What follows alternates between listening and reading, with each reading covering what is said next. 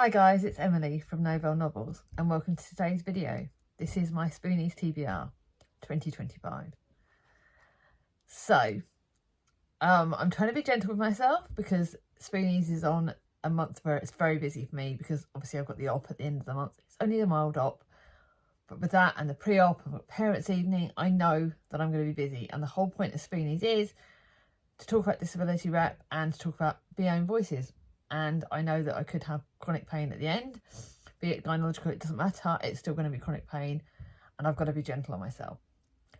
But I picked 2 books for some of the prompts. I am planning on going to the library before this video goes live and borrowing some books for Spoonies. So what I'll do is I'll show those in my weekly reading catch-ups, which I'm really enjoying doing. That is partly a Spoonies thing as well, because it's a shorter video and it means that I can actually talk about my videos. I don't feel as stressed and it's using less spoons, which is really important.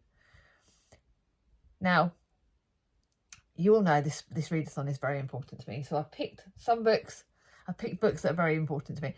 I've been doing Spoonies for quite a few years now, so it is harder to actually find books to actually match this. I've got a video coming up towards the end of the month with Spoonies recommendations because I've read so many great books for Spoonies reps and I'm still finding new ones. So please let me know, guys, what books you're reading for Spoonies, what ones you recommend for me, because I'd love to hear it. So let's go with it.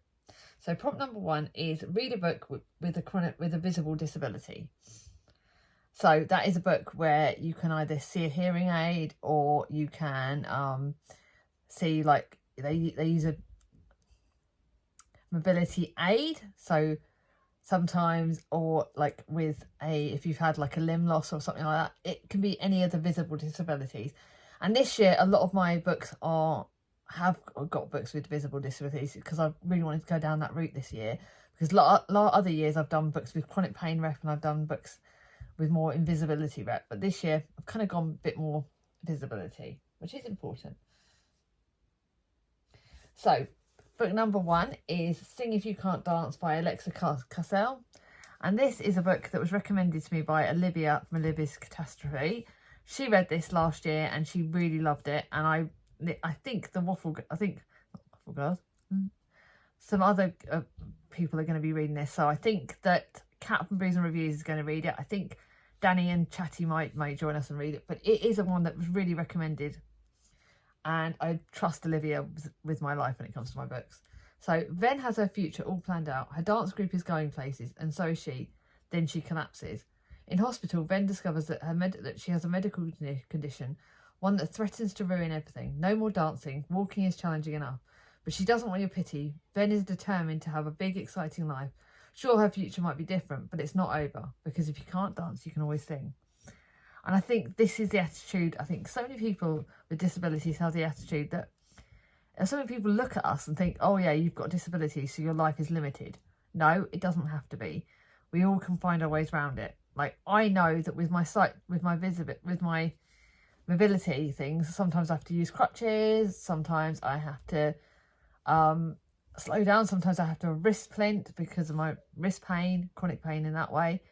But it doesn't stop me from doing stuff. And I think this is what I liked about the sound of this book. And it's really been recommended by Olivia. So thoroughly going to go for that. The next one is a book by one of my favourite authors. This will be a reread for the month. This is counting on quite a few things. It's my reread. It's my buddy read with Kat. And this is The Secret Seaside Escape. And this has a character with a amputee. And this is an amputee character. And this is one that I absolutely loved. It's the first in like a little series, I think, by the author.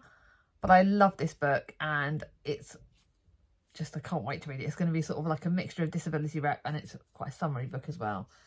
And this is about escape to the seaside with a brand new feel-good romance. Tess Tyler needs a break. Weighed down by a high-pressure job and demanding father, she's left little time to take care of herself. But a shocking discovery sends her spiralling. She flees to Weymouth, the seaside town she fell in love with as a child. And then she meets the local barman Sam, and she dares to dream that she might never return to her real life. Oh, it just looks really, really good. So I can't wait to read this. I reread it as well because I remember loving it the first time round, and it's got good reps. So it's one of the only ones I think I've seen by Heidi Swain with disability rep. So there is another one that I could read, but I'll talk about that in a bit. And then next book is prompt number 2 is to read a book with an invisible disability. And this could also match for the prompt with read a book with an own voices disabled author, because Chloe Least has disabilities as well, but this isn't sort of so much the ones she actually has. So, but this was given to me by the lovely Cat from Brews and Reviews, and she features characters who are neurodivergent, which is own voices, and this is apparently good. I don't know. See, I love seeing these are also retellings, I believe. I love Two Wrongs Don't Make a Right by this author, and it's, like I said, its own voices, but this is just a brilliant book. This is apparently, like I said, Kat recommended it. Oh, it's a retelling of Tammy the Shrew. For every feisty, outspoken woman who's been called the Shrew, the world's tried to tame. And this is for those who have seen and loved those women for who they really are. Big hearts, brave voices, believers in the world that can be better. Okay, so here's the back of this book. I haven't really looked at it, which I probably should have done. Katrina Wilmot and Christopher, whatever, shared backyards as kids, but as adults they won't even share the same hemisphere. That is until Kate makes a rare visit home and the fiery animosity rekindles into a raging inferno. I think this has chronic migraine representation. Why did I not check with Kat? Kat will be the person to know exactly what disability rep this does have. Yeah, this apparently has a migraine representation, apparently. It doesn't really say much more than that. I don't know. It's apparently a slow burn romance, but it does have disability rep within it. Kat's told me that. And it has an invisible disability. I think, like I said, Kat said this has got migraine rep, which is really important to be done. So this is own voices and it is got migraine rep. I really should have looked into what representation everything has on this, because I am not planned. The next one is to read a book by an own voices disabled author. And Rebecca Yarros is apparently own voices. Everyone has talked about this series. So we've got Fourth Wing, and then we've got the most Iron Flame, and then there's the other one, the most recent one that's recently come out. This is fantasy.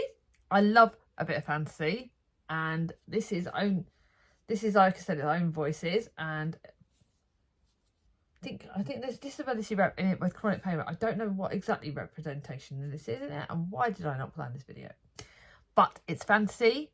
It's recent read as well. It's own voices author, Rebecca Yarros' own voices. Friends, enemies, lovers, everyone has an agenda. Violet Sorrengal is expected to live a quiet life, surrounded by her books, until she's forced into the world's deadliest training ground, and then she must fight to join the army's elite, Dragon Riders. But dragons don't choose fragile riders, they incinerate them. And when your body breaks as easily as Violet's does, death is only a heartbeat away. So she's obviously, her body's very delicate. So many would, every night could be your last. Many would kill Violet to be better than their own chances of success. The rest would kill her simply because she's because of her last name, including the ruthless Zayden Royalson. Graduate or die. I don't know exactly what on this. Oh my goodness, I've got this in London, so it was worth from. Here we go. So I'm just going to look at the front because I like to see if there's any. She's got two. I don't know why it says it's got Iron Flame, and she's got her most recent ones. She's a foster care as well, apparently. I'm going to see, because I know that apparently, like I said, this has acknowledgements, but she hasn't really written. Sometimes the authors write on there about what their disabilities is. There's chronic pain rep. I don't know. Here we go.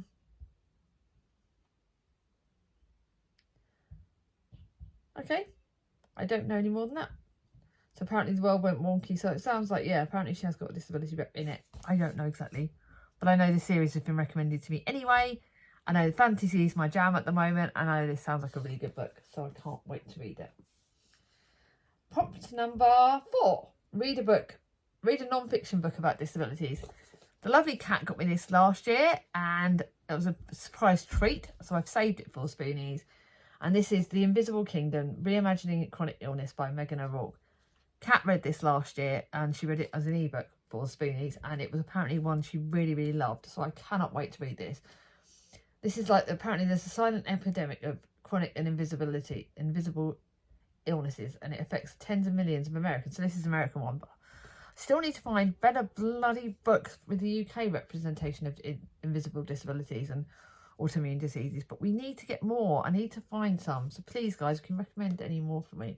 I think there is some online that I've seen, but I just need to get my bum and get them. But Kat recommended this, and she said apparently it talks about invisible disabilities, and it's got like notes and everything at the end. It's got the wisdom narrative, so it's alternative pain. But apparently Kat said that she actually really read it and felt seen, and that is so important for those of us with disabilities. It is hard. It's a life that people, they make so many judgments of us.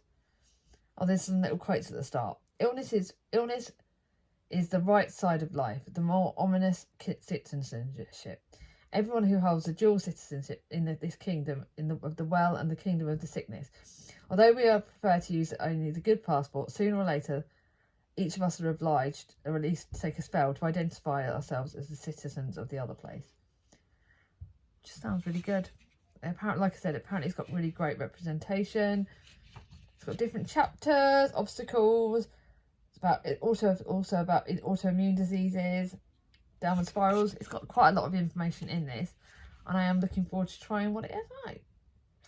Here we go. We'll give that a go this month. Then prompt number 5, read a book to make you happy. Well, one of these books is Bridget Kemener's book, which I bloody cannot wait to get to. I know that an author in this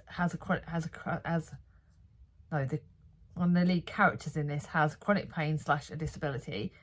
They have I think it was like an amputee, or like they have a visible disability. I remember that because I read the first book, and this is a sequel to Forging Silver into Stars, and I bloody love this. One of the things I love with these books is Bridget Kemener has disability rep in most / all of her books. I think most of her books, almost all of them, I think. And obviously Curse of Dark and Lonely is one that I would recommend to everybody who wants to read a book with the Spoonies lead character. And this is the sequel, and apparently this is about, so you don't want to know too much, don't listen in. Dangerous magic, fateful choices, broken promises. The King's Courier Tycho has made a treacherous bargain. Now beholden to the magical Scraver who saved the King Grey's life, one false move could end everything. Jax escaped his life in the Briarlock to travel with Tycho to Emberfall, but life outside his small village brings unexpected challenges and unexpected adversities. This does look so good. It's comfort, it's got a character with a disability, it's everything I could possibly wish for, and it's fantasy. I cannot bloody wait to read this. Then I may add extra possibilities. So obviously I'm going to the library and I'm going to be looking for as many books with disability rep as I can. I've Googled online. I'm going to be, literally, my kids are going to hate me going to the library. There is one that I'm pretty much definitely going to be reading. So even if it's not formally on my TBR, because my TBR for May is Mahusive, I know that when I get a chance I will be reading this. And this is Cosima Unfortunate Foils of Fraud.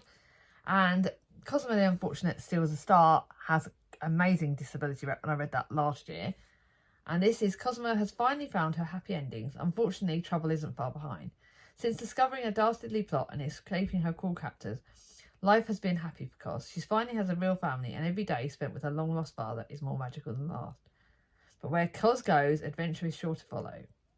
This book is full of disability rep, and I cannot wait, because certainly the books on the start of the books. So we have Cosima, who uses a stick. We have Dia, who's in a wheelchair. We have Matty, Mary, who's some other disabilities, and Pearl. They're the characters with disabilities. And then you've got all the other characters. But look at the pretty pictures. I absolutely loved the first one. I cannot wait to read this. And it is just like, oh my goodness. I just can't wait to read it. So that is the one that I will pretty much definitely be reading. I believe Stay With Me by Abio Adeo has some disability rep, but I can't for the life of me remember what it is. And we'll have to listen to that. So we'll have to read that. If this one does, I'm checking it out. I think this does have some disability rep, and if it does, I'll be reading that. I'm pretty sure it does. Olivia hopefully will give me some info on that. I think Charlie read it and had disability rep. If I can find it, I'm planning to read Out on a Limb by Helena something or another, Bonham Young. which Danny's recommended, and if I can find it, if I can get it on second hand, I will. And maybe treat myself to that book. And that's apparently got, again, disability rep in it. And if I can't borrow it from the library, I think knowing me, I plan to buy it. So that's another one. So these are some of the extra ones I will be getting to. I pretty much know I'm going to be looking for that out on a limb because Danny's recommended it and Danny knows my taste better than most people. But what book are you joining the readathon? What books are you going to be reading? You've got any good recommendations for me? Let me know. Like I said, at the end of the month, I will be doing a great video with loads of disability recommendations. I have got a lot of own voices authors that I can recommend to you, but again, I've read a lot of their books, so I can't read them at the moment. I haven't got any more new ones for the authors. That's why they need to be bringing out more books. Obviously, life kind of gets in the way. If you've got to the end of this video, again, I'm just trying to think of an emoji. Actually, I'm going to go with an emoji that's important, a star.